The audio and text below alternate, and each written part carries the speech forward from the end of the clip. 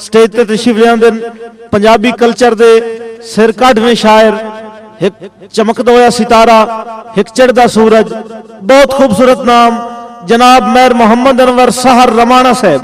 ताड़ियां नाल इस्तकबाल करना है मोहम्मद अनवर सहर रमाना साहब। बिस्मिल्लाहिर्रहमानिर्रहीम। भाई दानिश साहब के हुक्म की तामील करते हुए चंद मिनट की हाज़री आके सब इजाजत है। भाई बाई नरेड़ के को या छुड़ियां रख कुस वंजना फड़कना कोई नहीं। मेहरबानी साईं, कुस वंजना है फड़कना कोई नहीं। लख ला पिया जरबा जुलम दियां दिल हौल तू धड़कना कोई नहीं। मेहरबानी साईं, ते पक्का टीण गरीब दे सबरां दा एडा जबदे कड़कना कोई नहीं। विचे अखी दे सार गुती वही सैन हंजू सड़ तू लड़कना कोई नहीं। मेहरबानी साईं, बहुत ज्यादा मेहरबानी। भाई मुसाफिर साहब के हुक्म की तामील करते हुए हासे खन के सार वसे बिच वसते जदा बख्त गरीब दे थुड़ गए। मेरे सिदक दे नाजुक सीने विच कंडे तंग हालात दे पुड़ गए। ते अल्लाह कई दे ना मोहताज करे सी असी सजदियां विच मुड़ मुड़ गए। दित्ती डाडियां छिक हथ कड़ियां नू आपे हथ खुददार ते जुड़ गए।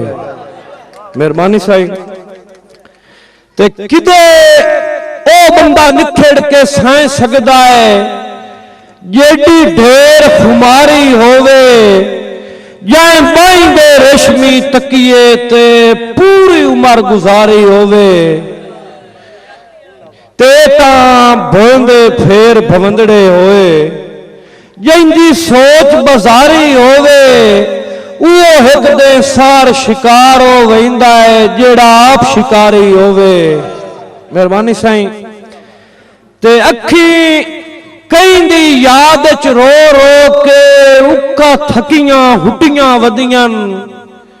कुछ सुरखन सार अनिंदरे तू कुछ हुसड़ तू घुटियां वदियां। ते काले कज्जल दा मतमी चोला पा के बेरुतियां लुटियां वदियां। हैने मनुख जो ऐन बहार दे विच भाईवाल तू फुटियां वदियां। आखिरी शेर जी भाई दानिश साहब, किसे बशर नू भुल के दिल ना देवी भावें बहु मन मोहना होवे। क्यों जू हस हस के मिलदे न लत दे के जिन्ना कई नू कोना होवे। मेहरबानी साईं, ते रही त्रकड़ा सार विरागां दा जेड़ा सख्त वलोना होवे।